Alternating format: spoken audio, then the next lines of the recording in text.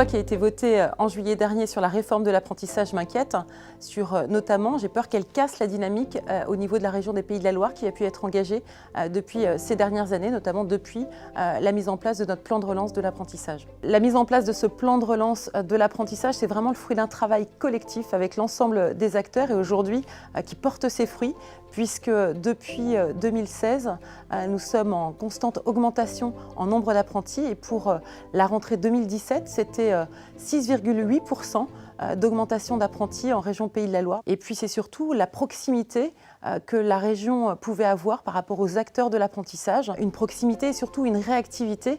Je pense par exemple pour cette rentrée 2018, nous avons fait une ouverture qui part du besoin d'une entreprise en sécurité qui avait besoin de recrutement. Nous avons fait cette ouverture en 15 jours.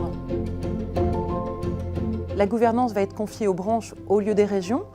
Tous les métiers ne sont pas organisés en branches. Nous pouvons avoir des interrogations sur des formations telles que fleuristes qui ne sont pas organisées en branches. Donc demain, qui pilotera ces formations, qui gérera ces formations si elles ne sont pas gérées par des branches? Sur notre budget, c'est 30% du fonctionnement aujourd'hui qui sont pris en charge par la région.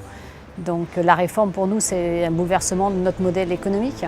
Aujourd'hui, notre budget il est composé des subventions de la région et de la taxe d'apprentissage. Donc ces deux modalités de financement disparaissent demain pour un financement au contrat dont on ne connaît aujourd'hui pas les tenants et aboutissants. Je trouve que c'est dommage d'avoir, après c'est un point de vue personnel, d'avoir dépossédé la région justement de ses compétences, notamment la région Pays de la Loire, parce que la région Pays de la Loire a été une des premières, déjà en 1997-98, à développer la formation en apprentissage post-baccalauréat. Elle a réussi à caler justement une offre de formation qui soit aussi plébiscitée par nos entreprises sur nos territoires.